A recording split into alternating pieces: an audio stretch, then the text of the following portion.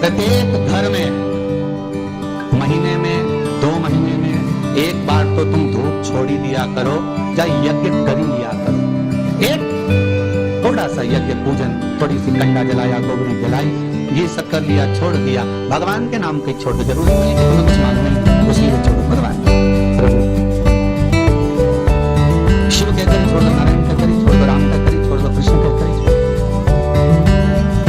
उसको देखो।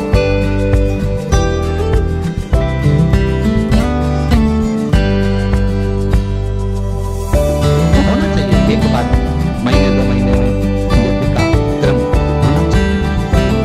महीने 2 महीने में घर में अगर कोई रुद्राक्ष रखा हो, उस रुद्राक्ष को पानी में डालकर पूरे घर में छींटना चाहिए महीने 2।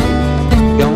कोई गलत ऊर्जा हमारे घर में आ रही हो, गलत कोई पांव पड़ रहे हो, रुद्राक्ष का जल महाराज सर्व जगह छींटने पर वो गलत जो ऊर्जा है वो एक क्षण में समाप्त हो जाती है।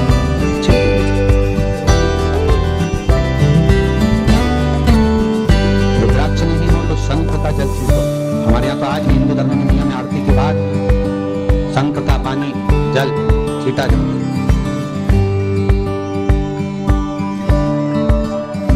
सुख देने वाला ये कोई रुद्राक्ष कोई साधारण सा है क्या? बेलपत्री का पेड़, वृक्ष माता जगतजननी जगदम्बा के नयन अश्रु से प्रकट हुआ। शमी का वृक्ष भगवान महेश और उमा, आपको महेश की कथा कही थी बात,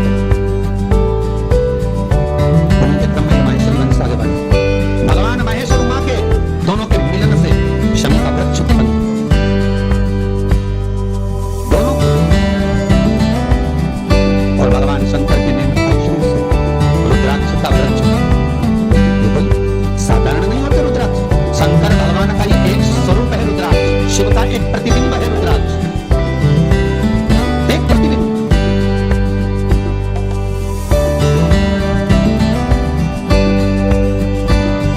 एक मुखी से लेकर 14 मुखी रुद्राक्ष होते हैं, ये शिव महापुराण कहे।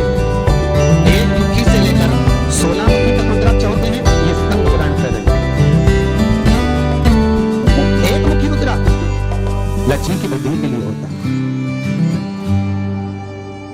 2 मुखी रुद्राक्ष बांधाओं को हरने के लिए होता है। 3 मुखी रुद्राक्ष विद्या के लिए होता है, विद्या प्राप्ति। जो बच्चा पढ़ने में कमजोर होता है, 3 मुखी रुद्राक्ष का जल पिला देने पर उसकी बुद्धि विवेक प्रबल हो जाता है। 4 मुखी रुद्राक्ष खोई हुई संपदा को वापस ले आता है। 5 मुखी रुद्राक्ष भी संपदा को लाने वाला। कोई वस्तु घूम गई, चली गई कहीं पर, नहीं मिल रही, बहुत प्रयास कर लिया, चावल की कटोरी में 4 मुखी रुद्राक्ष या 5 मुखी रुद्राक्ष को रख दीजिए, 3 दिन तक रखिए, वो वस्तु अगर घर में है तो हाथ में आ जाएगी, तुरंत मिल जाएगी। 4 और 5 6 मुखी रुद्राक्ष अटके हुए काम को सफल बनाता है। 7 मुखी रुद्राक्ष अगर कोई भिखारी ठेला चलाने वाला भी 7 मुखी रुद्राक्ष को अपने गले में मंत्र का स्मरण करता है। 7 मुखी रुद्राक्ष का मंत्र है ओम नमः। 7 मुखी रुद्राक्ष का मंत्र का स्मरण कर गले में लाल धागे में पहन लेता है, भिखारी भी अपने तत्व से छूटकर सुंदर धनवान बन जाता है। 7 मुखी रुद्राक्ष का फल। 8 मुखी रुद्राक्ष रोग मुक्ति के लिए होता है। 9 मुखी रुद्राक्ष शास्त्र कहता है ये वंश की वृद्धि कराता है। आजकल एक नया क्रम है फेस पे भी कराने का। जब बच्चे नहीं होते तो अपन कई माताएं वो क्रम करती हैं, उनसे निवेदन है एक बार मौका जरूर करना। 9 मुखी रुद्राक्ष को दूध में डुबा कर रख देना और उस दूध को रात्रि को पी लेना। कम से कम 2-2.5 महीना करना। भारत गर्भ के 9 मुखी रुद्राक्ष का दूध पति और पत्नी दोनों संतान की प्राप्ति के लिए 9 मुखी रुद्राक्ष प्रबल। 10 मुखी रुद्राक्ष घुटने का दर्द, कमर का दर्द उसके लिए होता है। 11 मुखी रुद्राक्ष रोग मुक्ति के लिए होता है। 12 मुखी रुद्राक्ष ब्लड प्रेशर के लिए होता है। 13 मुखी रुद्राक्ष महाराज संपदा को बढ़ाने के लिए होता है। और 14 मुखी रुद्राक्ष देवों के लिए होता है। ऐसे एक मुखी से लेकर 14 मुखी रुद्राक्ष होते हैं। शंकर भगवान ने व्याख्यान वर्णन स्वयं तुमरुका जी के सामने किया। जिस समय शिव महापुराण विराम दे रहे हैं तुमरुका जी, भगवान शंकर ने अपने गले की माला निकालकर रुद्राक्ष की तुमरुका जी को दी। जब तुमरुका जी के गले में माला पहनी तो तुमरुका जी ने पूछा इस रुद्राक्ष में क्या लाभ है, इस रुद्राक्ष का क्या फल है, आप मुझे वर्णन करें। शिव महापुराण की विद्धेश्वर सहित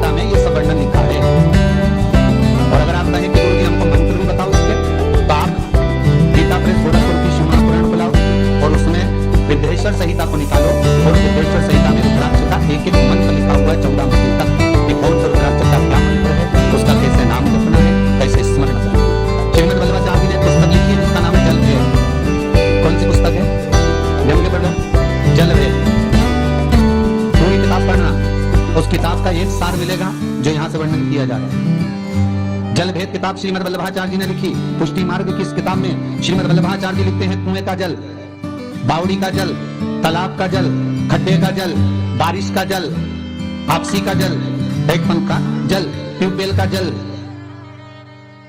नदी का जल, सरोवर का जल, तालाब का जल, घड़े का जल, कुंडे का जल, समुद्र का जल, सरोवर का जल, तालाब का जल, इन सारे जलों में सर्वश्रेष्ठ जल कौन सा है? श्रीमद् वल्लभाचार्य जी ने पूछा और उस पुस्तक में उत्तर भी लिखा, इन सब में सर्वश्रेष्ठ जल कौन सा है? तो श्रीमद् वल्लभाचार्य जी लिखते हैं, सर्वश्रेष्ठ जल है समुद्र का जल। कौन सा जल है? समुद्र। अब आपके मन में आएगा, बताओ समुद्र तो खारा होता है, तो जल श्रेष्ठ कहां से हो गया? श्रीमद् वल्लभाचार्य जी ने लिखा, सर्वश्रेष्ठ जल है तो समुद्र का, बावड़ी का नहीं, तालाब का नहीं, कुएं का नहीं, आरती का नहीं, हैंडपंप का नहीं, बारिश का नहीं, खड्डे का नहीं, घड़े का नहीं, कुंड का नहीं, तालाब का नहीं, सरोवर का नहीं। श्रीमद् वल्लभाचार्य जी लिख रहे हैं सर्वश्रेष्ठ जल समुद्र का। तो वल्लभाचार्य जी ने लिखा, क्यों है समुद्र का जल श्रेष्ठ? तो श्रीमद् वल्लभाचार्य जी लिखे, खड्डे में अगर कचरा डालोगे तो वो सड़ता रहेगा, नदी में कचरा डालोगे वो सड़ता रहेगा, तालाब में कचरा डालोगे वो सड़ता रहेगा, कुंड में कचरा डालोगे, हैंडपंप आपसी में कचरा डालोगे वो सड़ता रहेगा।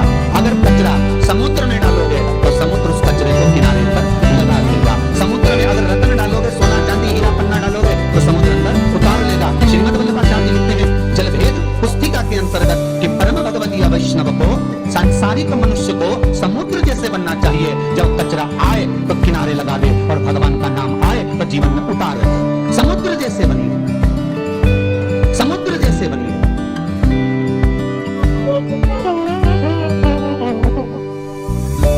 पर हम समुद्र नहीं बन पाते। किसी ने लिखा, श्रीमद् वल्लभाचार्य जी ने लिखा कि समुद्र का जल श्रेष्ठ होता है, तो उसकी एक श्रेष्ठता और बताई जाए। श्रीमद् वल्लभाचार्य जी ने दूसरी श्रेष्ठता बताई। समुद्र क्यों श्रेष्ठ है? क्योंकि उसका जल, जम के बोलो, खारा है। सत्य बोलने वाला हमेशा बुरा ही होता है, खारा ही होता है, इसलिए भी श्रेष्ठ है। फिर जल भेद में लिखा, समुद्र की एक अच्छाई और बताई जाए तो समुद्र की एक अच्छाई और बताई। इस समुद्र एक हिस्सा है कि दूसरे को देखकर सुखी होता है और दूसरे को देखकर दुखी होता है। तो समुद्र कहां सुखी और दुखी हो गया? तो श्रीमद् वल्लभाचार्य जी ने लिखा, जब चांद पूर्णिमा के लगभग में आता है, चंद्र जब बड़ा होता है, समुद्र उछलता है, खुशियां मनाता है, अपनी लहरों को उछाल भरता है, प्रसन्न होता है। और जब अमावस्या आती है, चांद जब छुपने लगता है, तो समुद्र नीचे की ओर घटने लगता है। ये समुद्र की अच्छाई है कि दूसरे को बढ़ता हुआ देखकर उछलता, प्रसन्न होता है, और दूसरे को घटता हुआ देखकर समुद्र भी घट जाता है, रोता है। इसलिए समुद्र की अच्छाई हमारे भीतर आना चाहिए। दूसरे की 4 व्हीलर गाड़ी आए, बंगला बने, फैक्ट्री डले, उसके शादी हो, कुछ भी हो, तो हमें प्रसन्न होना चाहिए। समुद्र जैसी प्रसन्नता हमारे भीतर आना चाहिए कि हमें ये प्रसन्नता हो कि दूसरा आगे बढ़ रहा है। अगर आगे बढ़ेगा तो कल हमारे बराबर में आएगा तो हमारा ही साथ देगा। हम कह तो सकेंगे कि हमारा रिश्तेदार है। किसी को बढ़ता हुआ देखकर कम से कम कह तो सकोगे कि हमारा संबंधी, हमारा रिश्तेदार, हमारा परिचित है।